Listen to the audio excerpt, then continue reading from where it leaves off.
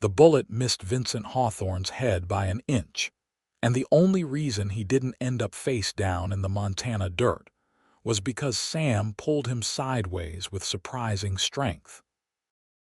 It was July of 1873, and Vincent had just made the mistake of calling out a cheating card player in the saloon in Wyatt, a dusty town that sat at the edge of cattle country where the prairies met the mountains. The card player, a man with more whiskey in him than sense, had taken offense and drawn his pistol faster than Vincent expected. Sam, his wiry young partner who he'd been riding with for the past 8 months, had saved his life without hesitation. "You got to learn to keep your mouth shut," Sam said in that raspy voice, keeping his hat pulled low as they hurried toward their horses. Sam always wore his hat low, his bandana high, and loose clothing that hung on his thin frame. Vincent had assumed Sam was just a young man who hadn't filled out yet, maybe 18 or 19 at most, struggling with a weak constitution that kept him slight and smooth-faced. I know," Vincent replied, swinging up onto his bay mare. His heart was still hammering from the close call. At 24, Vincent had been working cattle drives and odd ranch jobs since he was 16, and he'd seen his share of trouble, but having a bullet come that close always reminded him how quickly life could end out here. "I owe you one." "You owe me about 15 by my count," Sam said, mounting his own horse with practiced ease. There was something almost musical in how Sam moved, a gracefulness that Vincent attributed to being young and not yet worn down by hard labor. They rode out of Wyatt as the sun began to set, painting the Montana sky in shades of orange and pink that seemed too beautiful for a day that had nearly ended in bloodshed.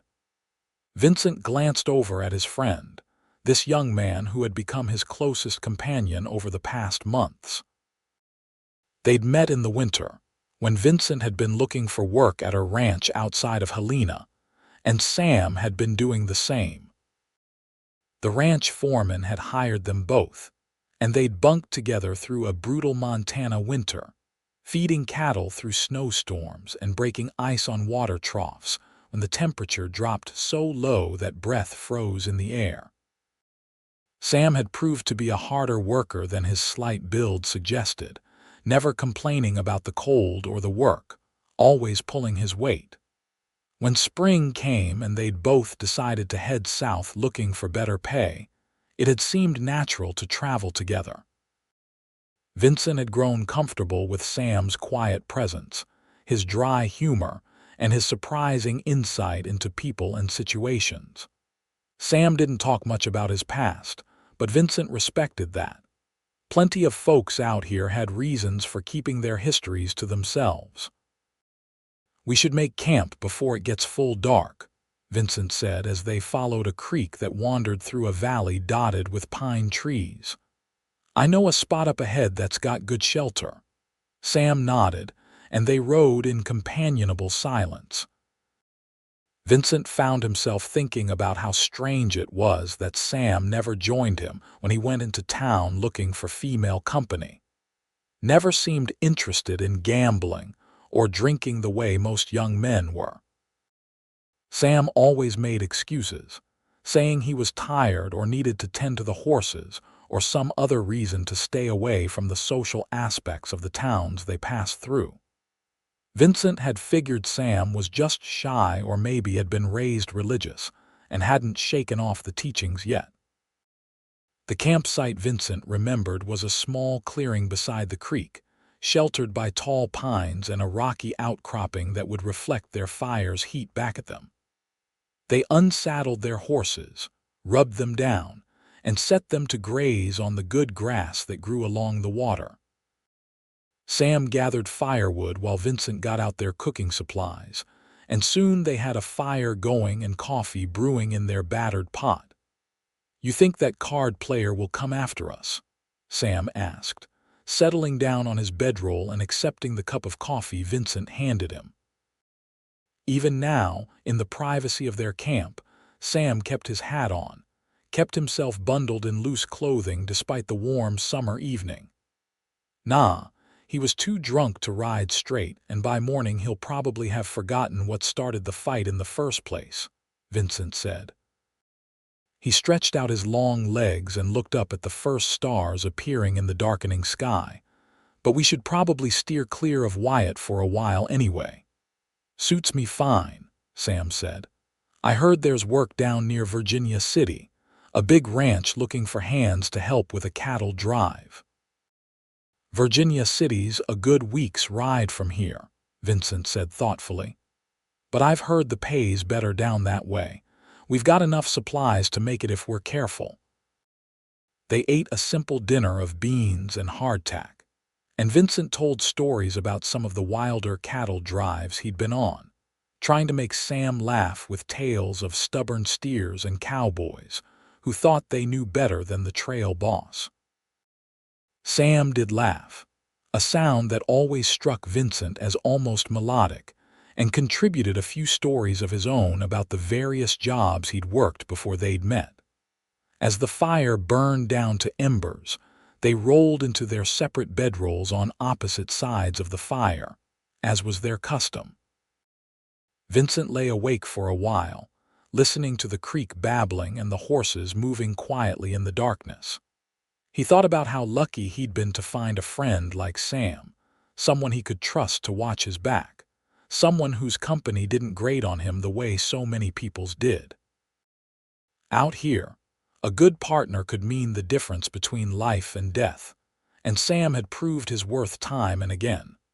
The next morning dawned clear and bright, and they broke camp quickly, eager to put more miles between themselves and any potential trouble from Wyatt. As they rode through the Montana landscape, Vincent found himself talking more than usual, maybe because of the close call yesterday, maybe because the beautiful summer day made him feel expansive. He told Sam about his family back in Illinois, how he'd left at 16 after his father died, and his mother remarried a man Vincent couldn't stand. Haven't been back since, Vincent said. Don't even know if my ma's still alive.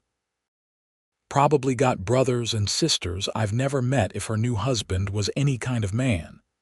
You never wanted to find out? Sam asked quietly. The West is for people who are looking forward, not back, Vincent said, but there was a hollowness in his voice that betrayed his words. Truth was, he did wonder sometimes, did feel the ache of being untethered from any family or home. What about you?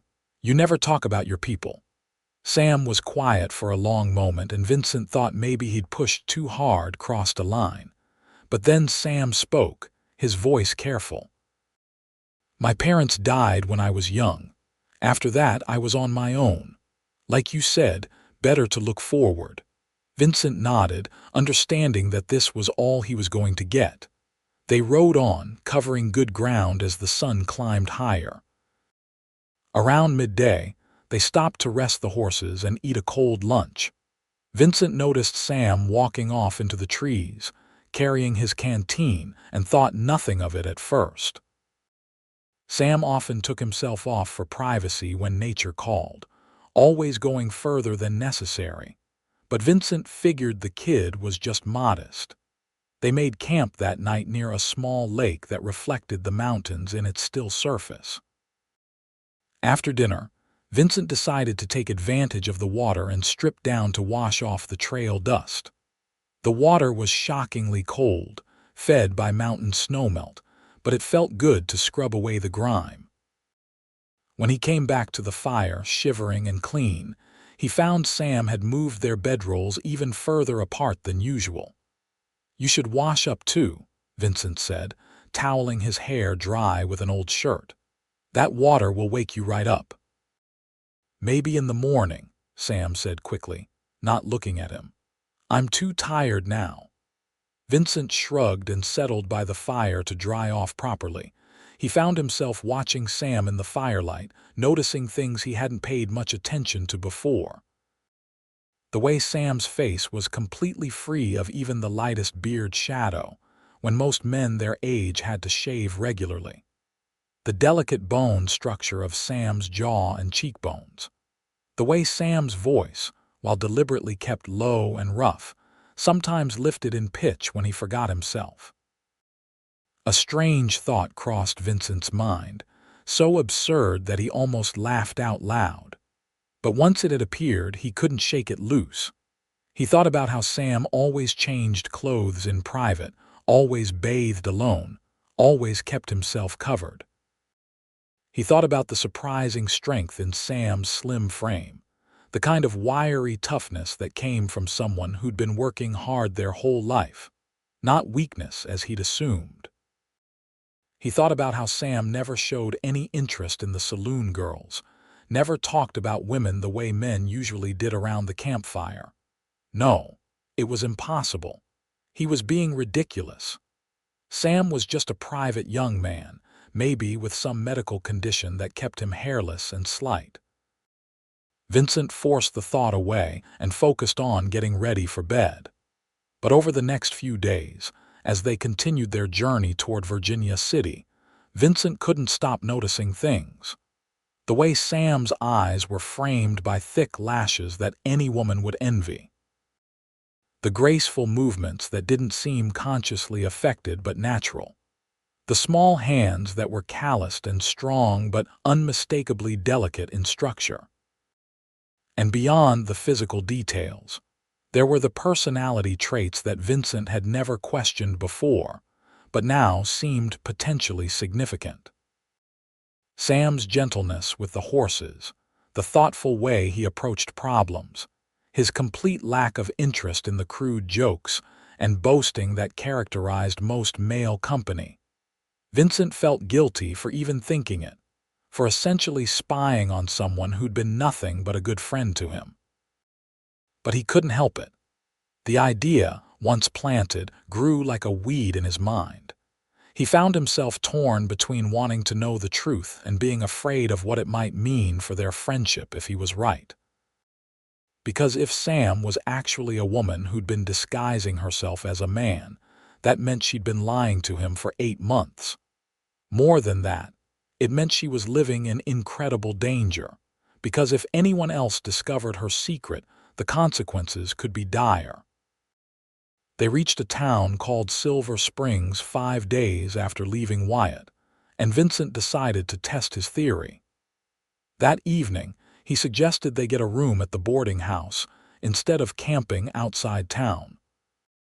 Sam immediately tensed, making excuses about saving money, but Vincent insisted, saying he wanted a real bed for once. The boarding house had only one room available, with 2 narrow beds. Sam looked trapped but couldn't refuse without raising suspicion. They brought their saddlebags upstairs, and Vincent watched as Sam immediately claimed the bed in the corner, furthest from the lamp and the window. As evening fell and they prepared for bed, Vincent made a show of stripping off his shirt and washing up at the basin, but Sam just removed his boots and hat and lay down fully clothed. "You're not going to sleep in all that," Vincent said, trying to sound casual. "You'll roast." "I'm fine," Sam muttered, turning to face the wall. Vincent blew out the lamp and lay in his own bed, listening to Sam's breathing. It was faster than normal, tense. He felt like a heel for creating this situation, but part of him needed to know. He waited an hour, until Sam's breathing had evened out into what sounded like sleep, then quietly got up and lit the lamp again. Keeping the flame low in the dim light, he looked over at Sam's sleeping form and noticed what he'd been too oblivious to see before. Even with the loose clothing, there were curves that didn't belong on a man's body. The swell of hips, the smaller waist, the way the shirt fell. It was subtle, hidden by careful tailoring and positioning, but now that Vincent was looking for it, he couldn't understand how he'd missed it before. He extinguished the lamp and lay back down, his heart pounding. Sam was a woman. His best friend, his riding partner, the person who'd saved his life just days ago, was a woman who'd been masquerading as a man for God knew how long. The question was, what should he do about it? Sleep evaded him for most of the night as he wrestled with this knowledge. By the time dawn light crept through the window, he decided he had to confront her. Not in anger, but because continuing to pretend he didn't know felt like a worse betrayal than forcing the truth into the open. But he'd wait until they were alone, somewhere safe, where no one else could overhear. They left Silver Springs that morning and rode for several hours before Vincent spotted what he was looking for: a small abandoned cabin set back from the trail, its roof mostly intact. "Let's rest here for a bit," he suggested. "The horses could use a break." Sam agreed, and they led their horses to a small stream beside the cabin. Vincent's stomach was in knots as he tried to figure out how to start this conversation. Finally, as they sat in the shade of the cabin, he just said it. "I know you're a woman." The color drained from Sam's face. For a long moment, she didn't move, didn't speak, frozen like a rabbit that spotted a predator. Then she stood up quickly, her hand moving toward the knife at her belt in an instinctive defensive gesture. "I'm not going to hurt you," Vincent said quickly, standing but keeping his distance. "I'm not going to tell anyone, I needed you to know that I know. I can't keep pretending I don't." Sam's, or whoever she really was, face went through a series of emotions. Fear, anger, calculation, and finally a bone-deep weariness. She slowly removed her hat, and Vincent saw how the short hair, which he'd always thought was just a practical cut for a working man, actually framed her face in a way that revealed its feminine shape. She reached up and pulled down the bandana, and he could see the delicate line of her jaw, the soft fullness of her lips. "How long have you known?" Her voice came out different now, not the raspy masculine tone she'd been using, but a clear alto that sent a strange shiver through Vincent. "I started suspecting a few days ago. I was certain last night at the boarding house." He sat back down slowly, trying to appear non-threatening. "I need you to understand I'm not angry. Well, maybe a little hurt that you didn't trust me, but mostly I'm just worried about you. What you're doing is dangerous." She laughed, a bitter sound. "You think I don't know that?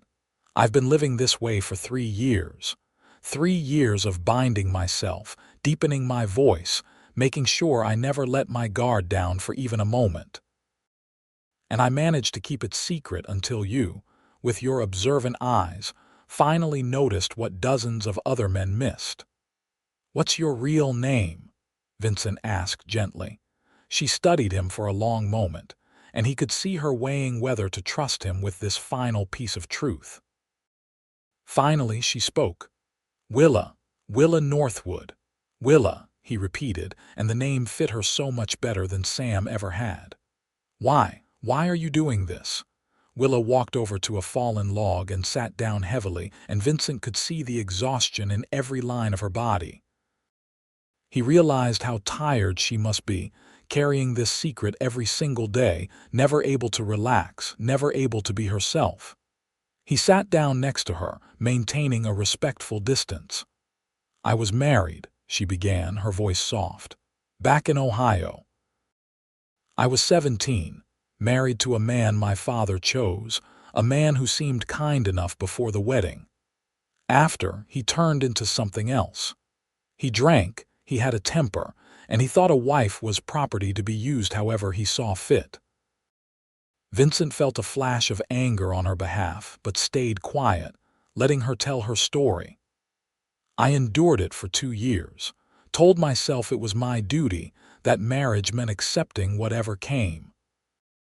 Then one night, he came home drunker than I'd ever seen him, angry about some business deal that had fallen through. He beat me so badly I thought I was going to die. I probably should have died, but something in me refused to let that happen. When he finally passed out, I took what little money we had, some of his clothes, and I ran." "Jesus," Vincent breathed. "I knew he'd come after me if I ran as myself. A woman alone, people remember, they talk, they send word. So I cut my hair, bound my chest, put on the clothes, and became Sam.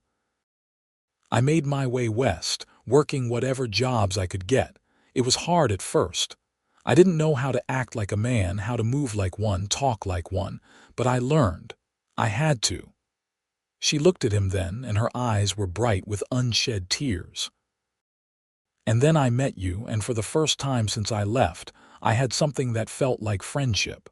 Like someone cared if I lived or died. But I couldn't tell you the truth. I couldn't risk it. Vincent felt something crack open in his chest. He understood loneliness.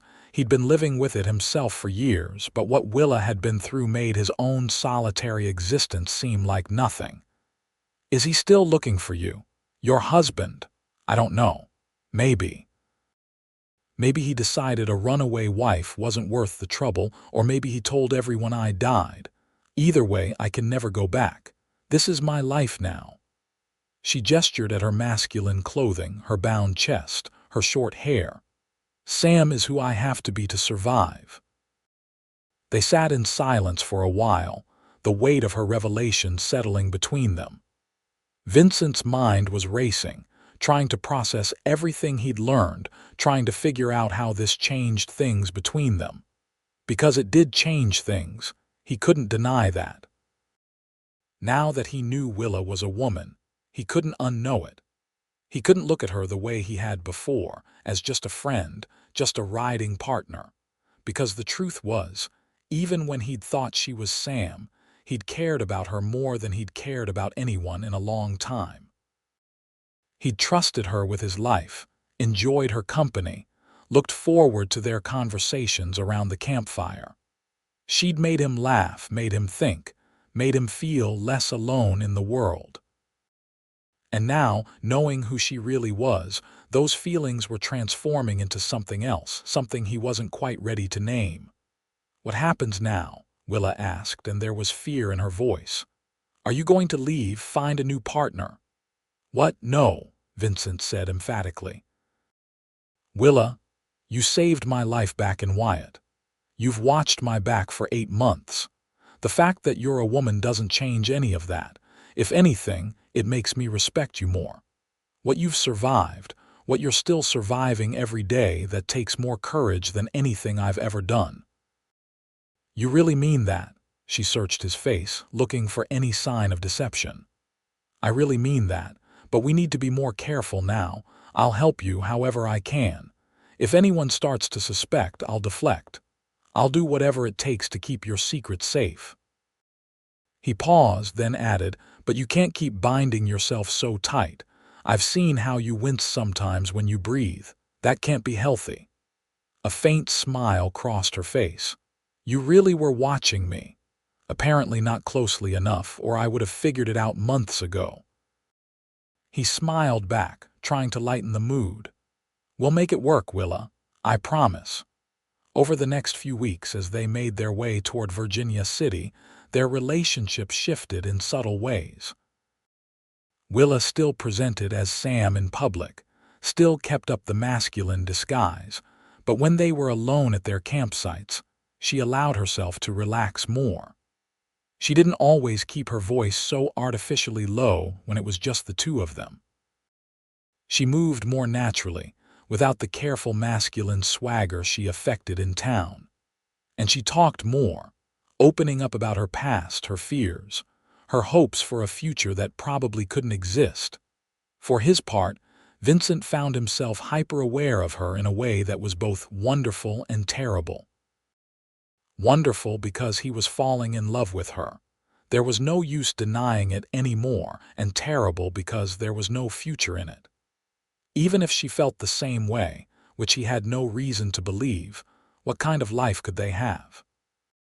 She couldn't reveal herself as a woman without putting herself in danger, and he couldn't exactly court Sam the cowboy.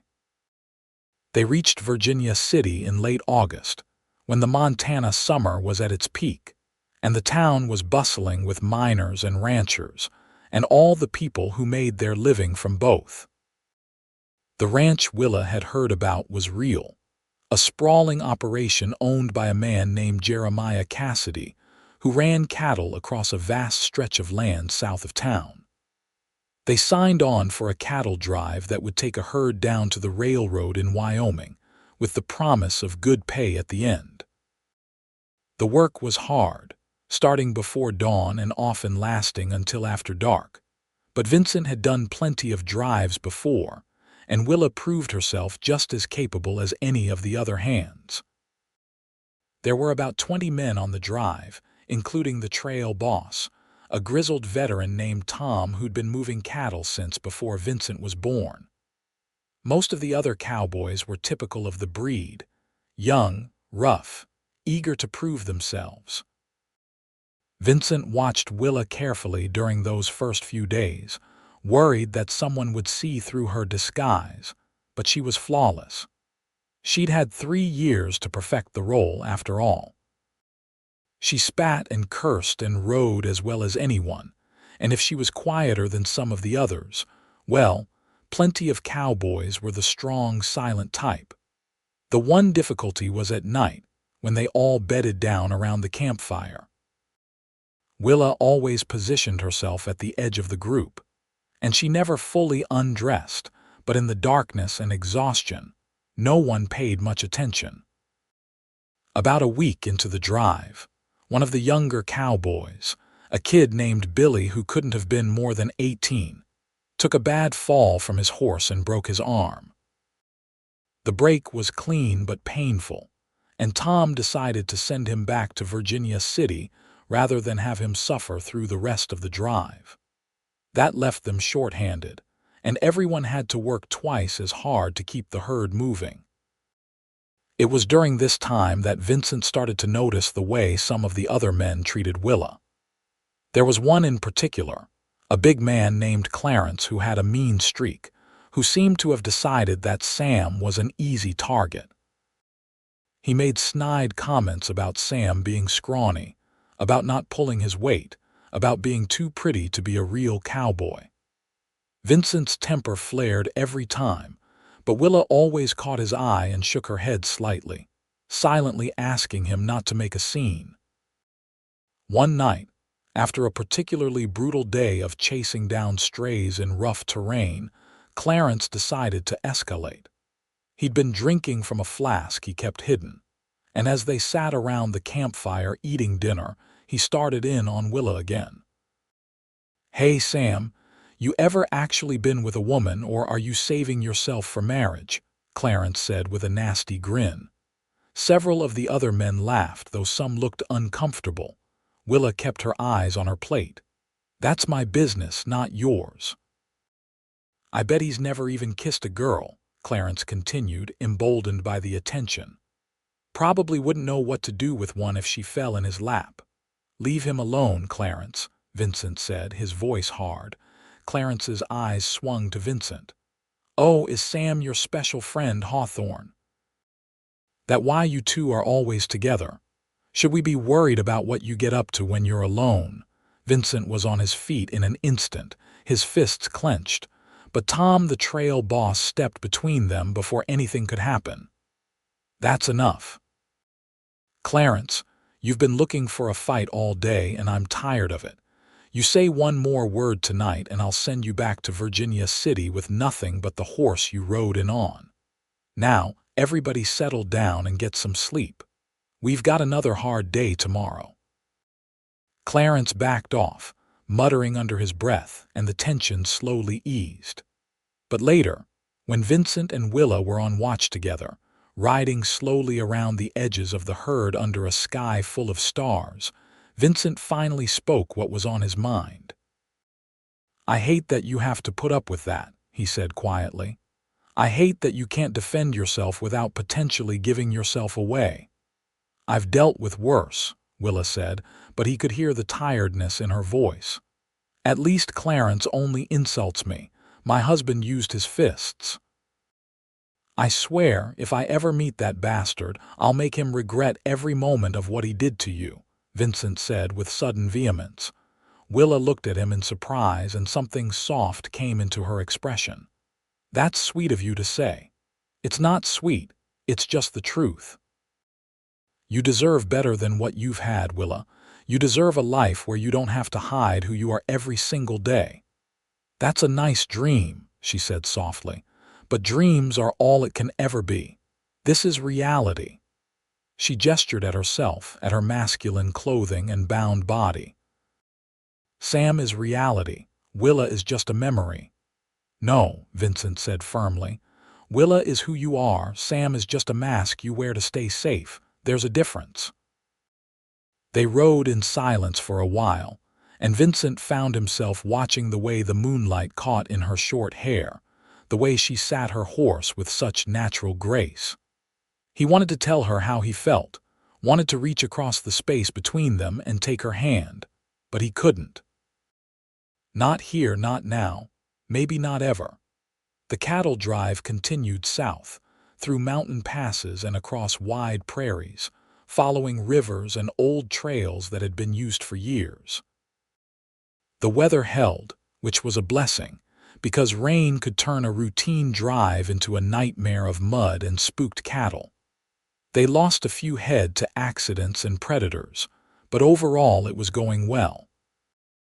Tom was pleased, and even Clarence had backed off his harassment after the trail boss's warning, though Vincent often caught him staring at Willa with an expression that made Vincent's skin crawl. They were about 3 weeks into the drive when they ran into trouble of a different kind. They'd stopped for the night in a broad valley with good grass and water, and the cattle were settled and quiet. Most of the men had already turned in for the night when Vincent heard one of the horses whinny in alarm. He was up in an instant, reaching for his rifle, and he saw Tom and several others doing the same. Out of the darkness came riders, at least 6 of them, moving fast toward the herd. Rustlers, trying to stampede the cattle and steal as many as they could in the chaos. Tom started shouting orders, and the camp erupted into action. Vincent ran for his horse, trying to see where Willa was in the confusion. He spotted her mounting up, rifle in hand, and felt a moment of relief before he had to focus on the immediate threat. The rustlers had gotten the cattle moving, and now several hundred head of beef were thundering through the darkness, a deadly river of horns and hooves. Vincent rode hard, trying to get ahead of the stampede, trying to turn them back. He could see other cowboys doing the same, their faces grim in the moonlight. This was one of the most dangerous things that could happen on a drive, and men died in stampedes every year.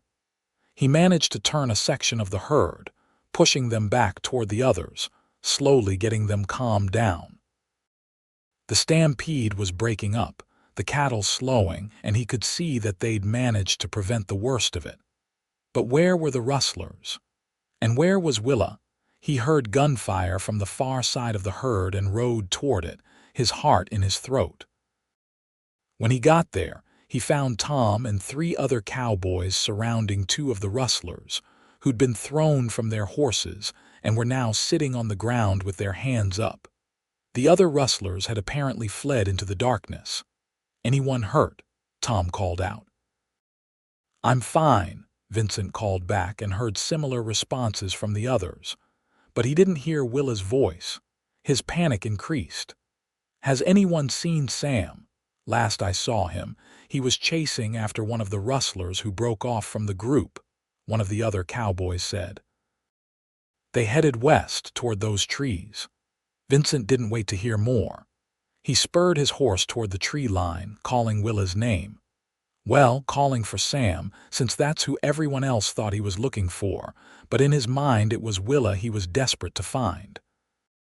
The trees were dark and thick, and he had to slow down to avoid low branches. He kept calling, his voice getting hoarse with fear. Finally, he heard a response. "Vincent, over here." He followed her voice and found her standing beside her horse, which was favoring one leg. She was holding her rifle and looked shaken but unharmed. "Are you hurt?" he asked urgently, dismounting quickly and going to her. "No, I'm fine. My horse stepped in a hole and went lame. The rustler got away." She looked up at him, and even in the darkness he could see the fear in her eyes, not for herself but for him. "Are you all right? I heard gunfire." "I'm fine. We caught a couple of the rustlers. Tom's dealing with them now." He realized he'd grabbed her shoulders and was holding her at arm's length, checking her over for injuries. He forced himself to let go and step back. "Your horse is lame." "I think it's just a strain, nothing broken. He'll be fine with some rest." She took a shaky breath. That was terrifying. "I've never been in a stampede before." "They're one of the worst things that can happen on a drive," Vincent agreed. His heart was still racing, and not just from the danger. When he'd thought Willa might be hurt, might be dead, something had crystallized in him. He couldn't keep pretending these feelings didn't exist. He couldn't keep acting like she was just a friend. "We should get back," Willa said, and he could hear in her voice that she was trying to regain her composure, trying to slip back into being Sam. They walked back to camp, Vincent leading his horse and Willa leading her limping mount. By the time they arrived, things had calmed down. The cattle were settling, the rustlers were tied up and would be taken to the nearest town to face the sheriff, and the other cowboys were checking for injuries and missing livestock. They'd been lucky. No one was seriously hurt, and they'd only lost about a dozen head of cattle. The rest of the night passed without incident, though everyone was too keyed up to sleep much. In the morning, Tom assessed the situation and decided that Willa's horse needed several days of rest before it could carry a rider again. That meant Willa would have to ride double with someone, and before anyone else could volunteer, Vincent said he'd take her on his horse. So for the next few days, Willa rode behind Vincent, her arms around his waist to keep her balance. It was torture and bliss all at once. He was acutely aware of her presence behind him, the warmth of her body, the way she leaned against him when they rode. He wondered if she felt the same pull he did, or if he was alone in these feelings. Finally, one evening when they were on watch again and Willa's horse had recovered enough that she was riding it once more, Vincent decided he had to say something. They were far enough from the camp that no one could overhear, and the cattle were quiet and settled. It was as private a moment as they were likely to get. "Willa, I need to tell you something," he began, his heart hammering so hard he was sure she could hear it. She looked over at him, and in the twilight her face was soft and beautiful. "What is it?" "I've been trying not to feel this way. I've been telling myself it's impossible, that there's no future in it, that I should just keep my mouth shut and be your friend and nothing more." He took a breath. "But I can't. Not anymore. Not after I thought you might have been hurt last night. Willa, I'm in love with you. I think I have been for a while now, maybe even before I knew who you really were." She stared at him, her eyes wide, and he couldn't read her expression. The silence stretched out, painful and eternal, and Vincent started to think he'd made a terrible mistake. But then she spoke, her voice barely above a whisper. "Vincent, you can't be. It's not possible. I'm not possible. I'm living a lie every single day, and that's never going to change. I can't give you a normal life, a normal relationship. I can't even be seen as a woman, let alone as your woman." "I don't care about normal," Vincent said urgently. "I care about you. The real you, not Sam, not the mask you wear. I care about Willa Northwood, who is brave and strong and kind and has survived things that would have broken most people. I know it won't be easy. I know we'll have to be careful, maybe always be careful. But I don't care. I love you, and if there's any chance you feel the same way, then we'll figure out the rest." Tears were streaming down her face now, and he realized it was probably the first time she'd let herself cry in front of anyone in years. "Of course I feel the same way," she said, her voice breaking. "You think these past weeks haven't been torture for me too? Riding behind you, being so close to you, wanting to tell you how I feel but knowing it was impossible. Vincent, I love you. I think I started falling for you months ago, when you shared your last coffee with me one cold morning and didn't even think twice about it. When you defended me to that card player in Wyatt, when you looked at me like I mattered. But loving you doesn't change the facts. I'm still Willa pretending to be Sam, and that's all I can ever be. No, Vincent said firmly.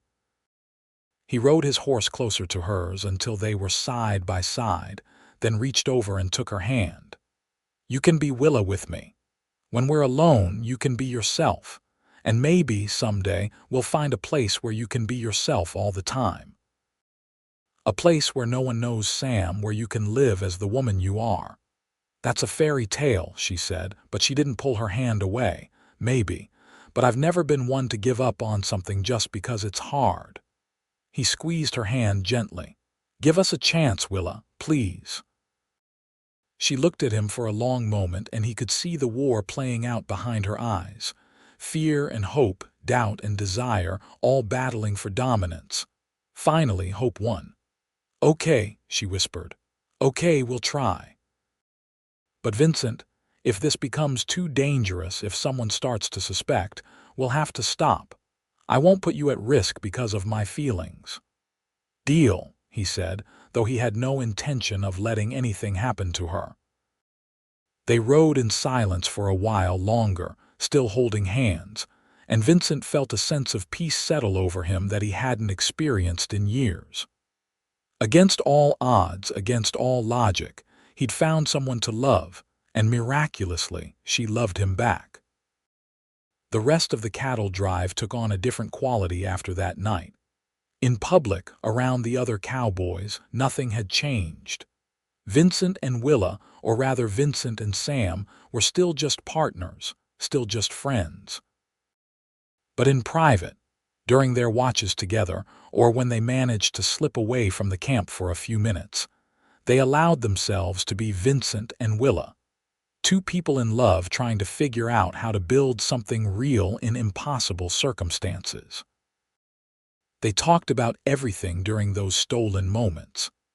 Willa told him more about her past, about her childhood before her father had married her off, about the dreams she'd had as a girl that seemed so far away now. Vincent shared his own hopes, his own fears, his own sense of being adrift in the world with no real place to belong. They made each other laugh with silly jokes, and made each other think with deeper conversations about what mattered in life. And sometimes, when they were absolutely certain no one could see, Vincent would lean over and kiss her, soft and gentle, and feel like he'd found something precious beyond measure. The cattle drive ended in early October, when they delivered the herd to the railroad stockyards in a town called Benson in Wyoming Territory. Tom paid them their wages, and most of the cowboys immediately headed for the nearest saloon to celebrate. Vincent and Willa collected their money and quietly slipped away, neither of them interested in spending time with the others when they could finally be alone together properly. They found a small hotel on the edge of town, the kind of place that didn't ask too many questions, and Vincent got them a room. It was the first time they'd been truly alone together, with four walls and a door and no risk of someone stumbling across them. Willa stood in the middle of the room, still wearing her masculine clothing, still playing Sam, and Vincent could see the tension in every line of her body. "Hey," he said softly, reaching out to touch her cheek. "It's just us here. You can relax." She closed her eyes and leaned into his touch, and he felt her begin to let go of the constant vigilance she maintained. Slowly, carefully, she reached up and removed her hat, then the bandana that covered so much of her face. She met his eyes, vulnerable in a way she rarely allowed herself to be. "I must look a mess," she said with a nervous laugh. "Short hair, men's clothes probably smell like cattle and dust." "You look beautiful," Vincent said honestly. "You always look beautiful to me." He kissed her then, really kissed her. Not the quick stolen kisses they'd shared before, but a real kiss that conveyed everything he felt for her. She melted against him, her arms coming up to wrap around his neck, and for a long moment they just held each other, reveling in the simple intimacy of being close without fear. They spent 3 days in that hotel room, and it was the closest thing to heaven Vincent had ever experienced. They talked and laughed and made love with a tenderness that brought tears to both their eyes. Willa unbound her chest for the first time in months, and Vincent could see the red marks the binding had left on her skin. He kissed every mark, silently promising that somehow, someday, she wouldn't have to hurt herself like this anymore. On the 3rd day, reality intruded. They were running low on money, and they needed to figure out what came next. They couldn't stay in Wyoming territory. The cattle drive crew had dispersed, but some of them were still in town, and there was always a risk of running into someone who knew Sam. They needed to move on, find work somewhere else, continue the nomadic existence that was their only option. "Where do you want to go?" Vincent asked as they lay in bed together, the morning sun streaming through the window. Willa was quiet for a moment, tracing patterns on his chest with her finger. "I've been thinking about that. We could keep doing what we've been doing, moving from place to place, taking whatever work we can find. But Vincent, I'm tired. I'm so tired of running, of hiding, of never being able to be myself. I want something more." "What do you want?" he asked gently. "I want a home. I want to be able to wake up next to you every morning without fear. I want to be Willa instead of Sam." She looked up at him, and there was such longing in her eyes that it broke his heart. "But I don't know how to have those things without putting us both in danger." Vincent had been thinking about this too, turning it over in his mind during their time in the hotel. What if we went somewhere far enough away that nobody knows us? Somewhere we could start fresh, where I introduce you as my wife, not as my cowboy partner. "You mean I'd just appear as a woman?" "People would have questions. Where did I come from? Who was I before?" Willa shook her head. "And what if someone recognizes me? What if my husband is still looking for me?" "Your husband is in Ohio. We'd go somewhere far from there, California maybe, or Oregon. Somewhere on the coast where people are too busy with their own lives to worry much about ours." Vincent sat up, getting excited about the idea as it took shape. "We could say you're a widow that we met in Montana and decided to marry. We could find a small town, start a ranch or a farm, build something that's ours. Vincent, that would take money we don't have. Land isn't cheap, even on the frontier. We've both been saving our wages. It's not much, but it's a start, and I'm good with horses. I could break and train them, sell them. You're smart with numbers, you could handle the business side. We could make it work if we're careful and we're willing to work hard." Willa sat up too, and he could see hope beginning to kindle in her eyes. "You really think we could do it? Just leave all this behind and start over?" "I think we can do anything if we do it together," Vincent said. He took her hands in his.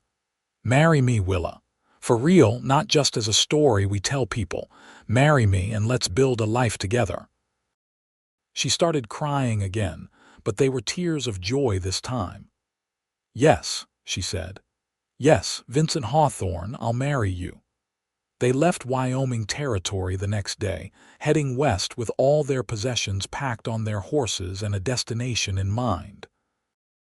They decided on Oregon, which was far from Ohio and had plenty of open land for people willing to work it. The journey would take months, especially since winter was coming, and they'd have to be careful about the mountain passes, but they had time and determination on their side.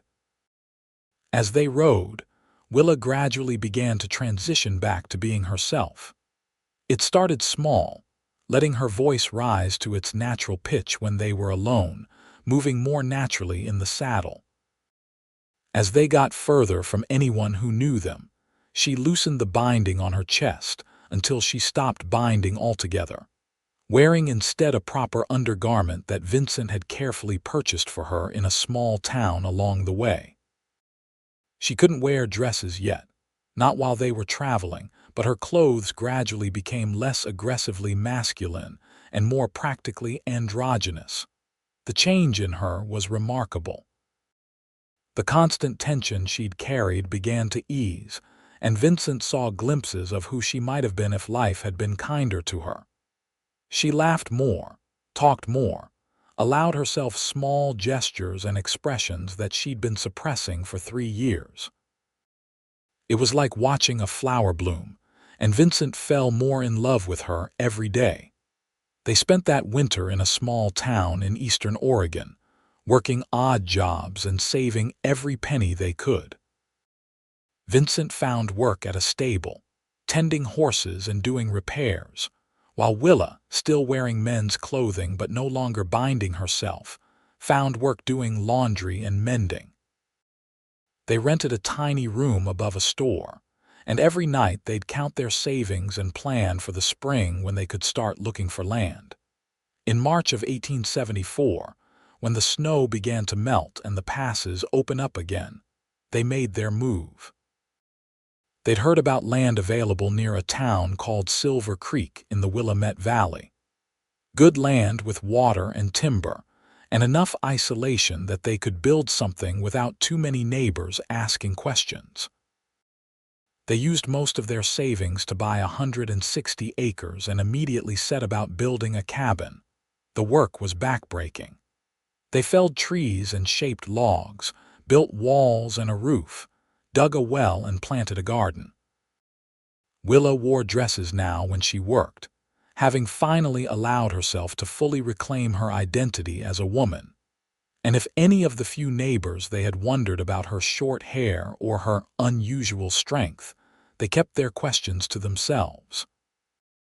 Vincent had introduced her as his wife when they arrived, and the simple gold band he'd bought her in town served as proof enough for most people. By summer, they had a cabin that was small but sturdy, a garden that was producing vegetables, and a small herd of horses that Vincent was training. They worked from dawn until dusk, fell into bed exhausted every night, and woke up happy in a way neither of them had ever experienced before. They were building something real, something that belonged to them, and every nail they hammered and every seed they planted felt like a victory over the circumstances that had tried to break them both. On a warm evening in July, as they sat on the porch of their cabin watching the sun set over their land, Vincent turned to Willa and said, "We never actually got married, you know, not legally." "I know," Willa said, leaning against his shoulder, "but it didn't seem safe to do it before. Too many questions, too much paperwork that might somehow make its way back to Ohio. I've been thinking about that. Your husband, assuming he's still alive, he's in Ohio. He'd have no reason to look for you here, especially if you're using a different name. Willa Hawthorne instead of whatever your married name was. What was it, by the way? You never told me." Willa was quiet for a moment. "Whitfield. I was Willa Whitfield, but I haven't thought of myself by that name in years. I'm Willa Northwood, or at least I was before I became Sam, and now I'm trying to figure out who Willa Hawthorne is." "She's the woman I love," Vincent said simply. "She's brave and strong and smart, and she's building a life with me on this land we claim together. That's who Willa Hawthorne is." "I like the sound of that," Willa said softly. "But Vincent, what if somehow he finds out? What if getting legally married creates some kind of record that leads him to me? Then we'll deal with it together. But Willa, I don't want you to spend the rest of your life in fear.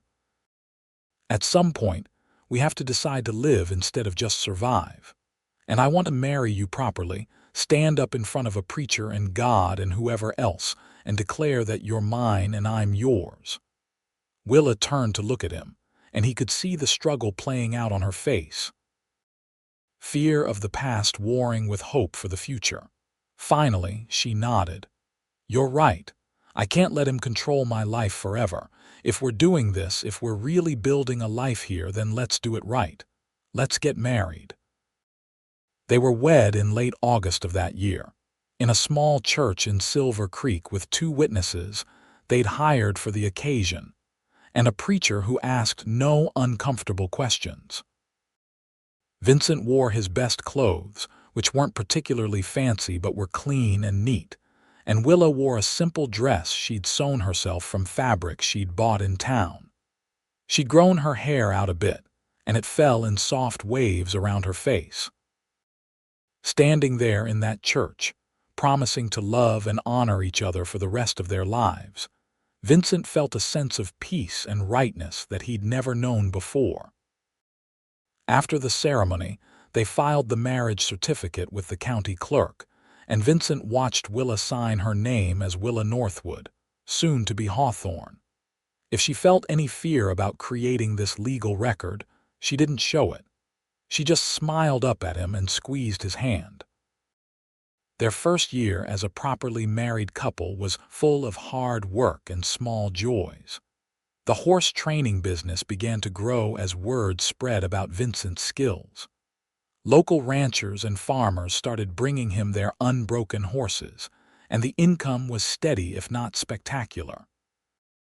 Willa proved to have a talent for managing their finances and making deals, and she took over the business side of things while Vincent focused on the training. They made friends slowly, carefully. There was a family about 5 miles down the valley, the Robinsons, who had a small farm and 3 young children. The wife, Martha, took a liking to Willa and would occasionally ride over to visit. Willa was always nervous during these visits, worried that somehow her past would be apparent. But Martha seemed to see her only as a somewhat unusual but perfectly respectable married woman. One afternoon, about 2 years after they'd settled in Silver Creek, Martha brought her youngest daughter with her for a visit. The little girl, about 4 years old, was shy at first but warmed up quickly when Willa showed her the kittens that lived in the barn. Martha and Willa sat on the porch with glasses of lemonade, watching the child play. "You're good with children," Martha observed. "Do you and Vincent plan to have any of your own?" Willa felt her face flush. She and Vincent had talked about this, of course. They discussed the fact that having children would be both a blessing and a complication. Children would tie them to this place, make it harder to run if they ever needed to. But children would also be a statement of faith in their future, a declaration that they believed their new life was real and permanent. "We've talked about it," Willa said carefully. "We're not in a rush, but yes, someday we'd like to have a family." "Well, you shouldn't wait too long," Martha said with the casual boldness of someone who felt comfortable giving advice. "You're what, 25? 26? Time passes quickly, believe me." Willa was actually 24, but she didn't correct Martha. She just smiled and changed the subject, but the conversation lingered in her mind. That night, as she and Vincent lay in bed together, she brought it up. "Martha asked me today if we were planning to have children," she said quietly. Vincent's hand, which had been tracing lazy circles on her shoulder, stilled. "What did you tell her?" "That we'd talked about it, that we weren't in a rush but we wanted to someday." She rolled over to face him. "Did I say the right thing? I mean, do you want children, Vincent? Really?" "We've talked about it in abstract terms, but we've never really decided." "I want everything with you," Vincent said. "A home, a family, a future. Yes, I want children. I want little girls with your determination and little boys with your brains. I want to teach them to ride and watch you teach them to read. I want to build something that lasts beyond just us." Willa felt tears prick her eyes. "I want that too. I'm just scared." "Of childbirth?" Vincent asked gently. "Because we can find a good doctor, make sure you're taken care of." "No, I mean yes, that too. But mostly I'm scared that I won't be a good mother. My own mother let my father marry me off to a monster." What if I don't know how to do better? What if I pass on all my fear and damage to our children? Vincent cupped her face in his hands, making her look at him. Willa Hawthorne, you are the strongest, bravest, most loving person I have ever met. You survived things that would have destroyed most people, and you came out the other side still able to love, still able to hope. Any child would be lucky to have you as a mother, and you won't be doing it alone. We'll figure it out together the way we figure everything out. You really believe that? She asked. I really do, but only if you're ready. There's no rush, no pressure, we have time. Willa was quiet for a moment thinking, then she said, what if I am ready? What if I want to start trying for a baby? Vincent's face lit up with such joy that it took her breath away. Then I'd say we should start trying right now, he said, and kissed her with a passion that left no doubt about his feelings on the matter. 6 months later, in the spring of 1877, Willa discovered she was pregnant. The realization came with a complicated mix of joy and terror. Joy because this was something she'd never allowed herself to dream about during her years of running and hiding, and terror because pregnancy and childbirth were dangerous. And what if something went wrong? Vincent was over the moon, treating her like she was made of glass from the moment she told him. Willa found it both endearing and frustrating, insisting that she was pregnant, not dying, and she could still do her regular work around the ranch. They compromised, with Vincent taking over the heavier tasks while Willa focused on the business side and lighter chores. As her pregnancy progressed, Willa found herself thinking more about her own mother, about the woman who'd raised her, and then allowed her father to make decisions that had nearly destroyed her life. She'd been angry at her mother for years, but now, carrying her own child, she began to understand the complexity of her mother's position. Women in that time and place had so little power, so few choices. Her mother had probably been doing the best she could with the limited options available to her. The realization didn't excuse what had happened, but it did allow Willa to let go of some of the anger she'd been carrying. She would never know if her mother had thought of her over the years, had wondered what became of the daughter who disappeared. But Willa decided to believe that her mother would have been happy to know she'd found safety and love. In late November, as winter began to settle over Oregon, Willa went into labor. Vincent had arranged for Martha Robinson to be there, as Martha had given birth 3 times and knew what to do, and they'd also hired a midwife from Silver Creek. The labor was long and difficult, lasting nearly 20 hours, and there were moments when Vincent thought he might lose his mind with worry. But finally, as dawn broke on a cold winter morning, he heard the sound of a baby crying. Martha came out of the bedroom with a tired but happy smile. "You have a son, Vincent. A big, healthy boy with a good set of lungs on him." Vincent rushed into the bedroom to find Willa propped up against pillows, looking exhausted but radiant, holding a tiny bundle wrapped in blankets. She looked up at him with tears streaming down her face. "Look what we made," she whispered as he knelt beside the bed. "Look at our son." Vincent looked down at the tiny red face, the small fists waving in the air, and felt his heart expand in a way he hadn't known was possible. "He's perfect," he breathed. "What should we name him?"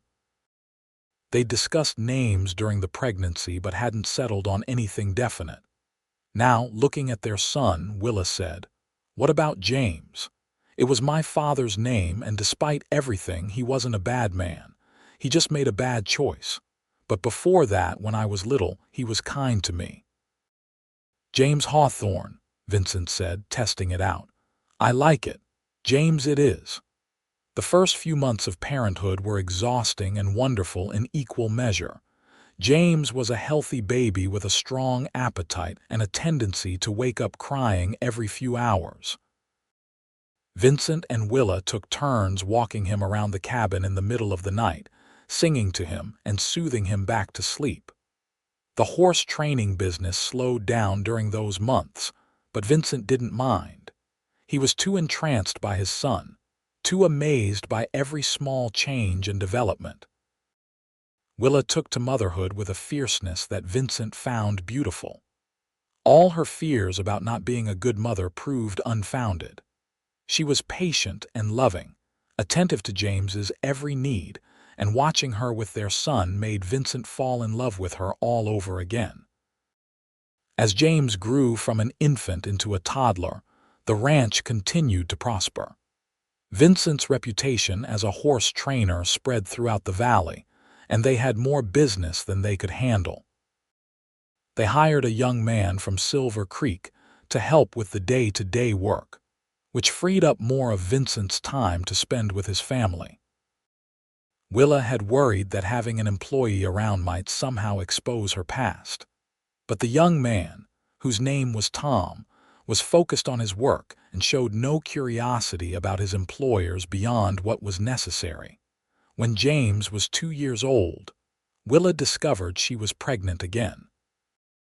This pregnancy was easier than the first, probably because she knew what to expect and wasn't as frightened. In the summer of 1880, she gave birth to twin girls. Vincent was beside himself with joy, and Willa, despite the exhaustion of giving birth to 2 babies, was radiant with happiness. They named the girls Emma and Rose, and from the beginning they were as different as night and day.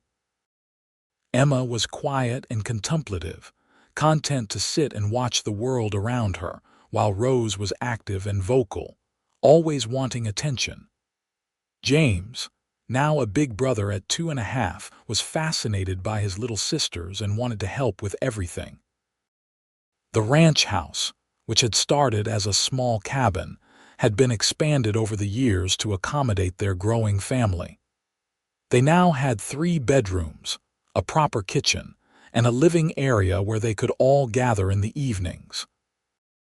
Vincent had built a rocking chair that sat by the fireplace, and many nights he would sit there with one or both of the twins while Willa read to James or tended to the endless tasks that came with a household.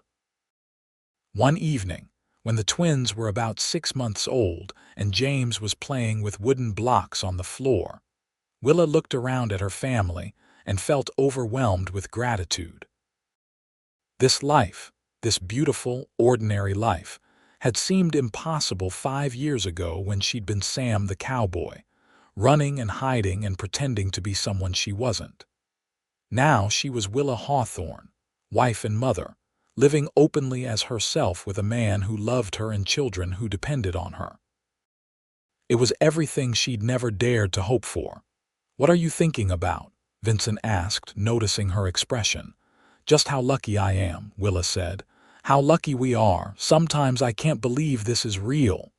"It's real," Vincent assured her, reaching over to take her hand. "And it's going to stay real. We built this together, and nothing's going to take it away from us."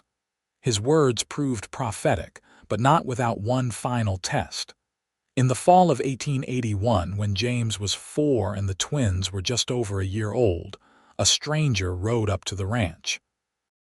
Vincent was out in the corral working with a young stallion when he saw the man approaching.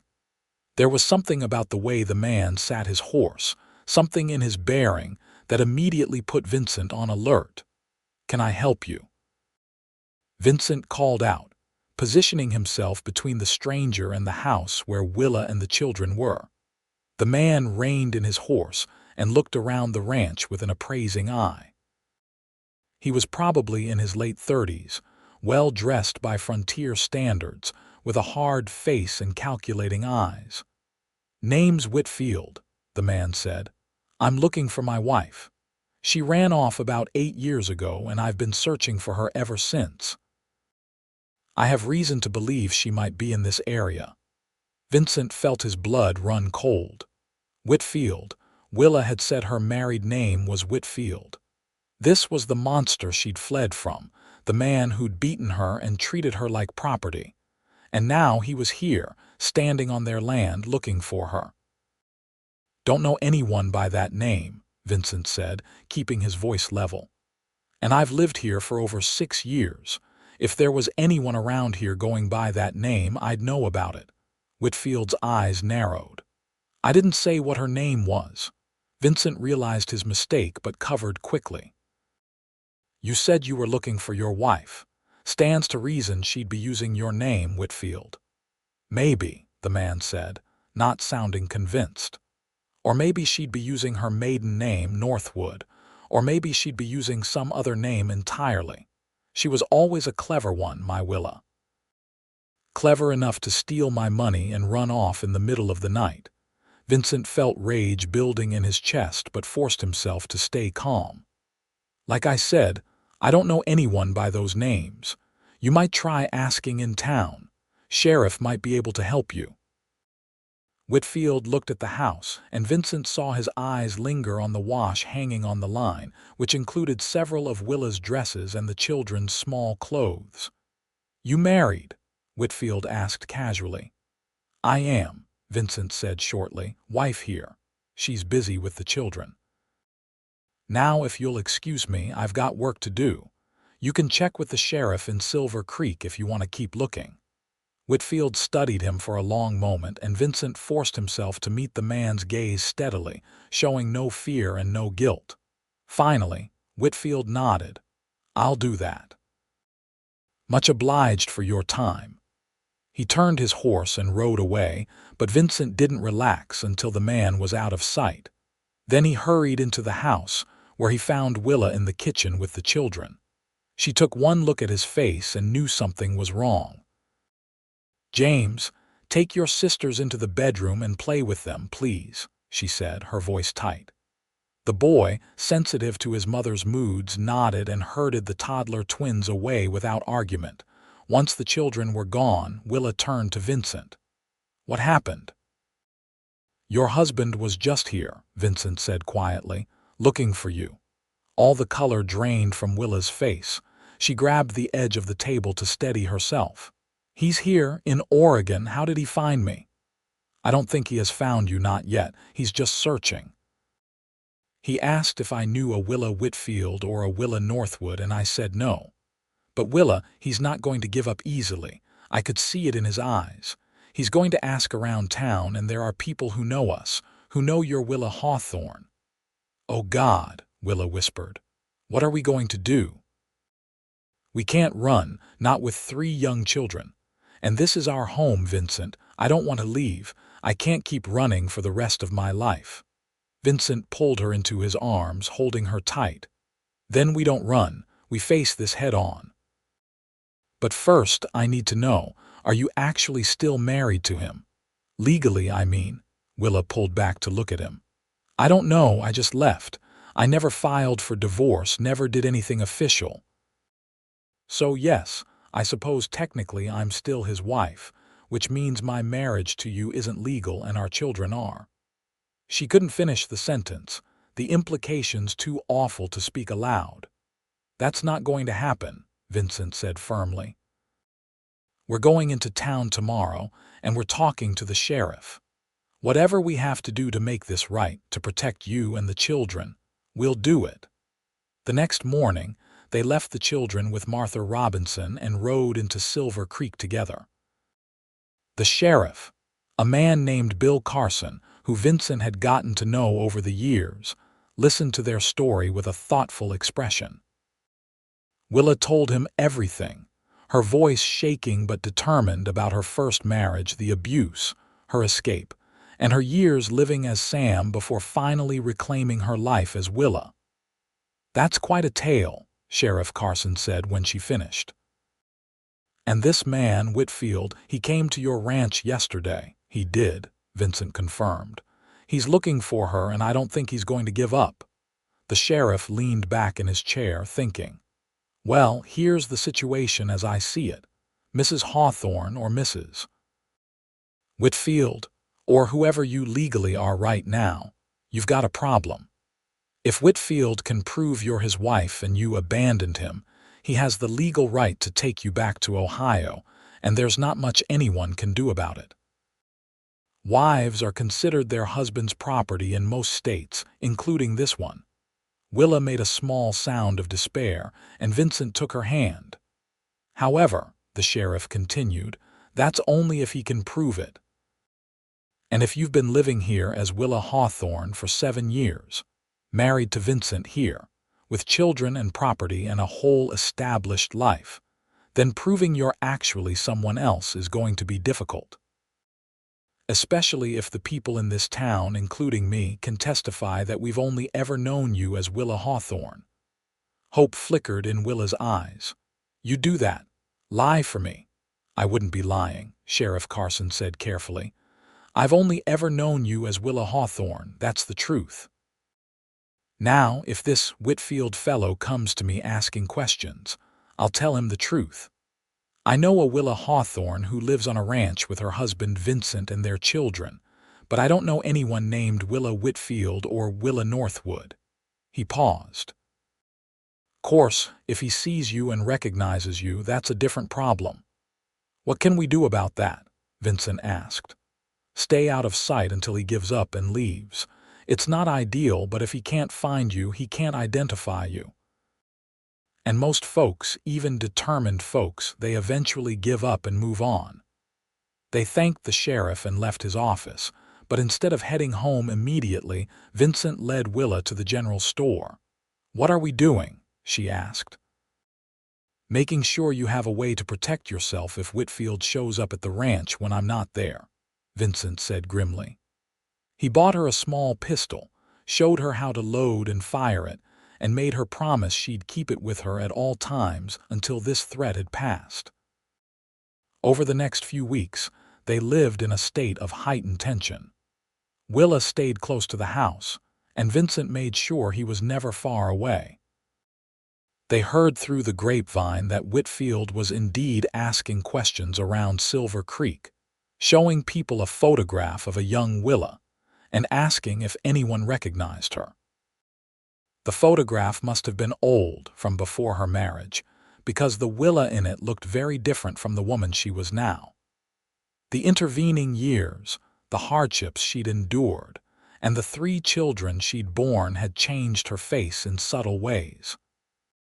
Most people said they didn't recognize the woman in the photograph.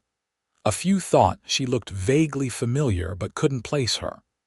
No one made the connection to Willa Hawthorne, the respected horse trainer's wife who lived out on the ranch. Whether this was because they genuinely didn't see the resemblance or because they'd closed ranks to protect one of their own, Vincent couldn't say. But the result was the same. Whitfield was having no luck. After 3 weeks of fruitless searching, Whitfield came to the ranch one more time. Vincent saw him coming and met him at the property line, rifle in hand. I told you before, I don't know anyone by the names you're looking for, Vincent said coldly.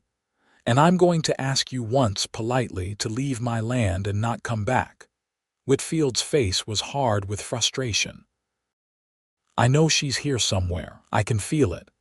8 years I've been looking for that thieving woman, and I'm not going to give up now. That's your choice, Vincent said, but you're not welcome on this property, and if you come back, I'll treat you as a trespasser. You understand what that means out here. It was a threat, barely veiled, and Whitfield understood it. Out here, a man had the right to protect his property with lethal force if necessary. He glared at Vincent for a long moment, then spat on the ground. You're protecting her. I don't know how you know her, but you're protecting her. You'll slip up eventually, and when you do, I'll be there. Get off my land, Vincent said, raising the rifle slightly. Whitfield left, but the encounter left Vincent shaken. The man was obsessed, and obsessed men were dangerous. That night, he and Willa lay awake talking in whispers so as not to wake the children who slept in the next room. What if he never gives up? Willa asked, her voice small in the darkness. What if he stays here, watching and waiting for years? Then we deal with it, Vincent said, though he was asking himself the same question. But Willa, I've been thinking, there might be a way to end this permanently. How? What if we could prove that your first marriage wasn't valid? Or what if we could get it annulled or dissolved somehow? Then you'd be free legally and Whitfield would have no claim on you. Willa was quiet for a moment. I don't know how we'd do that. And even if we could, it would require going through legal channels, which means creating records, drawing attention. That could be just as dangerous. Maybe. But I have an idea. Let me talk to the sheriff again. The next day, Vincent rode into Silver Creek alone and had a long conversation with Sheriff Carson. The sheriff listened to his idea, thought about it, and then nodded slowly. "It might work," he said. "It would require some help from folks in higher positions than me, but I know some people. Let me make some inquiries." What followed was a complex legal dance that took several months. Sheriff Carson reached out to contacts he had in the territorial government, explaining the situation in carefully worded letters. The argument they made was this: Willa Northwood had been forced into a marriage against her will at a young age, had suffered abuse at the hands of her husband, and had fled for her life. She'd established a new life in Oregon Territory, married again, and had children. The first marriage should be annulled on the grounds of coercion and abuse, which would mean it had never been legally valid, which would in turn mean that her marriage to Vincent was her only legal marriage. It was a long shot, requiring sympathetic ears in the territorial government and a willingness to bend the rules in the name of justice. But to everyone's surprise, it worked. In the spring of 1882, Vincent and Willa received official documentation stating that the marriage between Willa Northwood and Thomas Whitfield was declared null and void by the Territory of Oregon, and that the marriage between Willa Northwood and Vincent Hawthorne was recognized as legal and valid. When Sheriff Carson delivered the papers to their ranch personally, Willa broke down in tears. "It's really over?" she asked, hardly daring to believe it. "It's really over," the sheriff confirmed. "If Whitfield shows his face around here again, you show him these papers. He has no legal claim on you anymore, Mrs. Hawthorne." Whitfield did show up one more time, about a week after they received the papers. Vincent met him at the property line again, but this time he had the annulment document in his hand. He didn't say a word, just handed it to Whitfield and waited while the man read it. The rage that crossed Whitfield's face was terrifying. "This is a fraud," he spat. "Some backwoods territorial court can't just dissolve a marriage performed in Ohio. This isn't legal." "Take it up with the territorial government if you want," Vincent said calmly. "But until or unless they reverse their decision, it stands. And I'm telling you now, if you come near my wife or my children again, if you set foot on this property or threaten my family in any way, I won't bother with the law. I'll handle it myself. Do you understand me?" Whitfield looked from the paper to Vincent's face, and something in Vincent's expression must have convinced him that the threat was real. Without another word, he mounted his horse and rode away. They never saw him again, and eventually word filtered back through various channels that Thomas Whitfield had returned to Ohio and remarried. Whether he'd accepted the annulment or simply decided Willa wasn't worth the continued effort, they never knew and didn't care. With the threat finally, truly gone, Willa felt like she could breathe fully for the first time in nearly a decade. The weight she'd been carrying for so long, the constant fear and vigilance, began to lift. She laughed more, relaxed more, allowed herself to fully inhabit her life instead of constantly looking over her shoulder. The years that followed were the best of their lives. The ranch prospered, growing from a modest horse training operation to one of the most respected in the region. Vincent's skill with horses became legendary in the valley, and people came from miles around to have him work with their animals. Willa took over more and more of the business management, proving to have a sharp mind for numbers and negotiations. Together, they built something that was both successful and deeply satisfying. Their children grew up happy and healthy. James became a serious, thoughtful boy who loved books and learning as much as he loved working with the horses.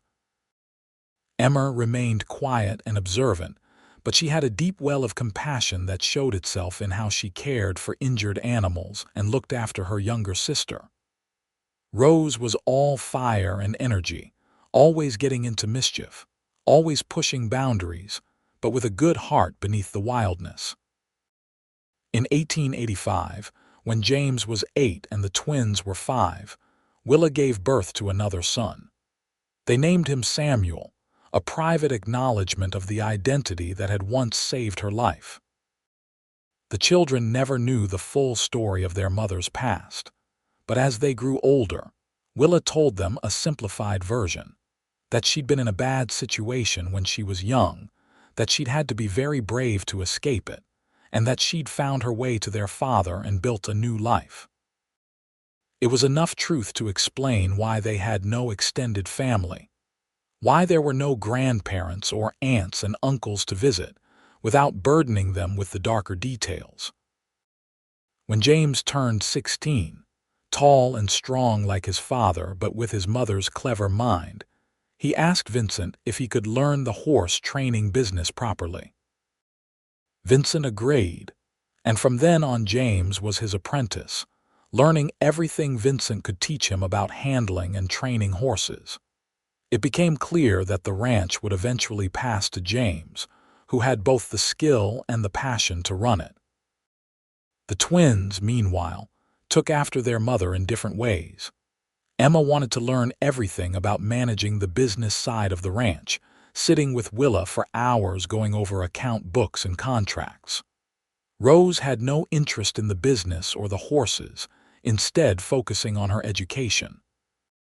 She talked about wanting to become a teacher, about starting a school in Silver Creek for children whose families lived too far from town to attend regularly.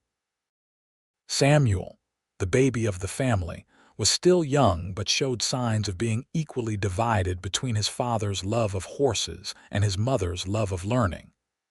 He followed James around the training corrals, but also spent hours with his mother, learning to read and do arithmetic. As the 1890s approached, bringing with them the end of the century, and the end of what history would call the Wild West era, Vincent and Willa sometimes sat on their porch in the evenings and marveled at how far they'd come. The raw frontier town of Silver Creek had grown into a proper community with schools and churches and businesses. The ranch that had started as a single cabin now included a large house, multiple barns, extensive corrals, and acres of pasture filled with horses. You ever think about the past? Willa asked one summer evening as they watched the sun set over their land, the same view they'd been enjoying for over 20 years. Sometimes, Vincent admitted, I think about the day I met Sam in that bunkhouse in Helena. How I had no idea that the scrawny young cowboy who became my partner was actually the woman who'd become the love of my life. I think about that too, Willa said, about how terrified I was every single day that someone would discover my secret. And then you did discover it, and instead of exposing me or leaving me, you loved me. You chose me, knowing all the complications and dangers that came with being with me. Easiest choice I ever made, Vincent said, taking her hand. Her hand, which had once been disguised with calluses and dirt as the hand of a working cowboy, was now obviously feminine but still strong, still capable. Some of the women in Silver Creek thought it was scandalous how involved Willa was in the ranch business, how she wore practical clothing and conducted negotiations and managed accounts. But most people had come to respect her, recognizing that the success of the Hawthorne Ranch was as much her doing as Vincent's. I used to dream about having a home, Willa said softly. When I was Sam, riding from place to place, never settling, never safe, I'd dream about having a place that was mine, a place where I could be myself. I never really believed it would happen. But it did happen. We made it happen. We did, she agreed. Together. They sat in comfortable silence for a while, watching as their children moved around the property finishing their evening chores. James was in the corral with a young mare, his movements patient and confident. Emma and Rose were feeding the chickens, arguing about something in the way sisters do. Samuel was brushing down Vincent's favorite horse, talking to the animal in the soothing voice Vincent had taught him to use. "This is everything," Willa said, her voice thick with emotion. "This life, this family, this home. It's everything I never thought I could have. And I have it because you saw me, the real me, and loved me anyway." Vincent pulled her close, kissing the top of her head. "And I have it because you were brave enough to survive, brave enough to keep going even when everything was against you, brave enough to trust me with your truth. We saved each other, Willa. That's the real story. Two people who were lost and lonely, who found each other against all odds and built something beautiful together." As the last light faded from the sky and stars began to appear, they went inside to their family, to the dinner table where their children gathered, to the warmth and laughter and life they'd created. The past was behind them, safely distant, no longer a threat.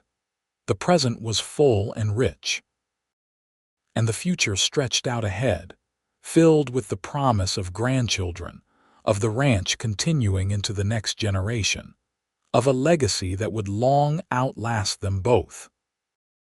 Years later, when Vincent and Willa were in their 60s and their children were grown with families of their own, they were sitting on that same porch when a wagon pulled up. Out climbed James, now a man of 36 with his own children, and Emma, who had married a local rancher and had 3 children.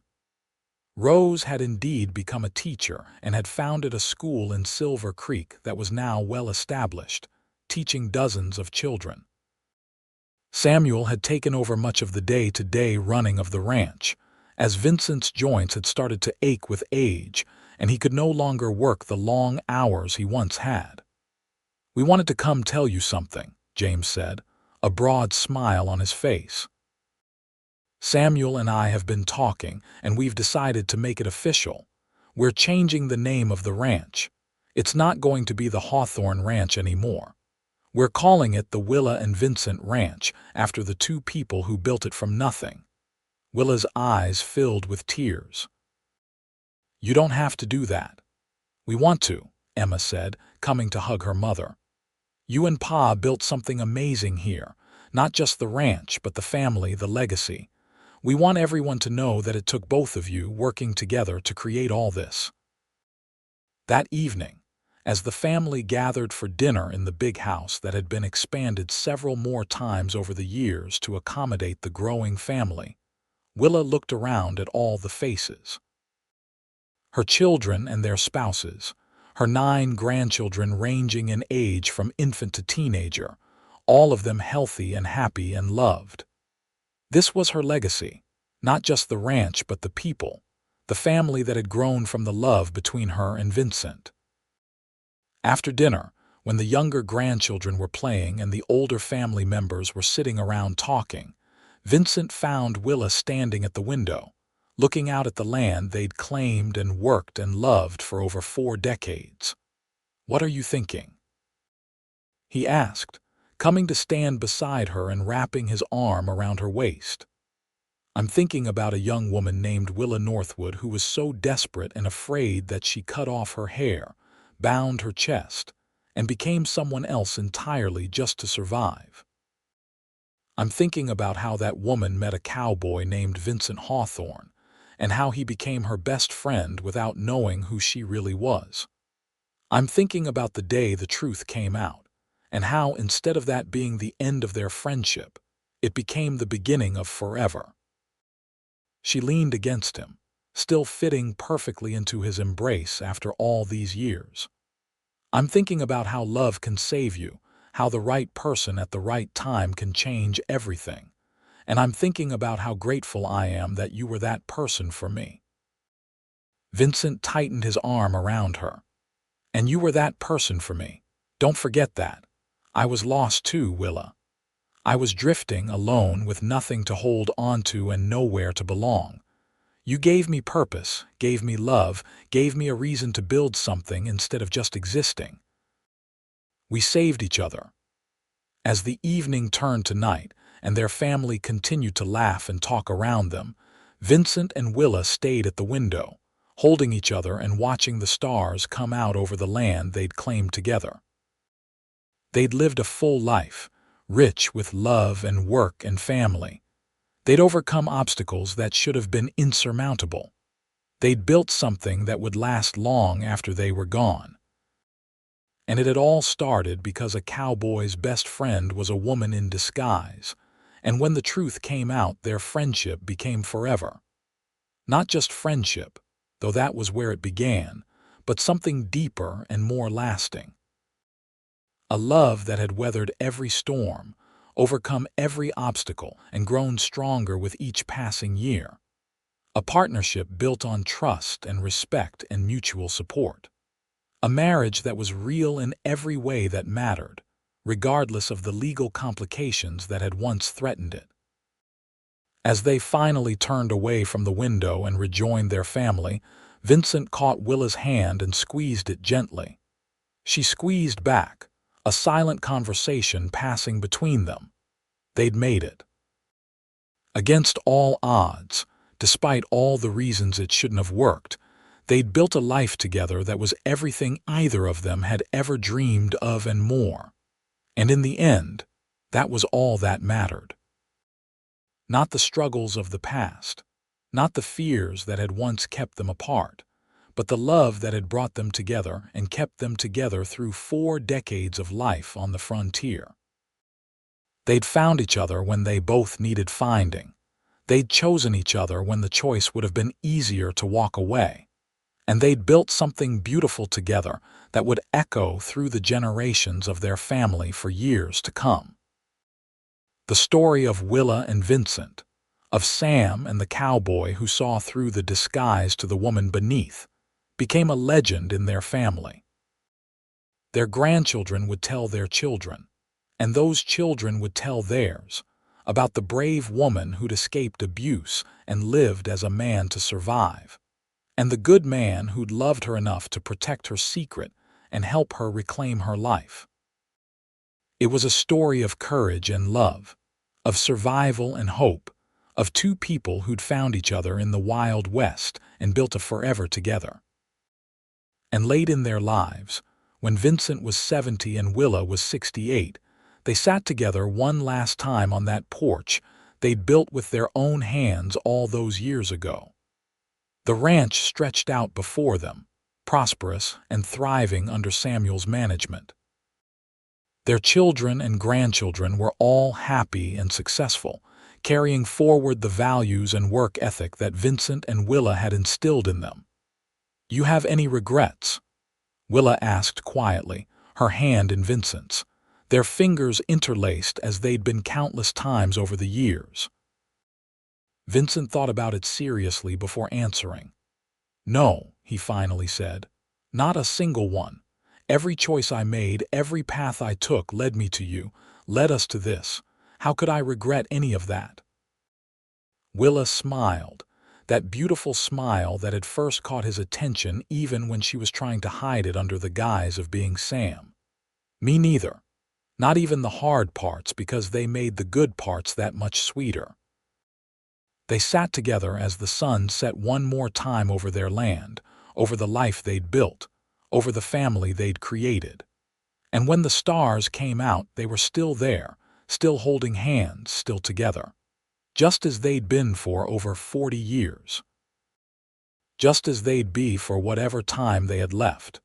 Their friendship, born in a Montana winter and tested by secrets and danger and circumstance, had indeed become forever. And in becoming forever, it had become something even more precious than friendship. It had become love in its truest, deepest, most enduring form, the kind of love that builds homes and raises families and leaves legacies, the kind of love that survives anything life throws at it, the kind of love that changes everything. And for Vincent and Willa Hawthorne, sitting together on their porch as the 19th century drew to a close, watching the stars come out over the land they'd claimed together in the Wild West all those years ago, that love was the greatest achievement of their lives.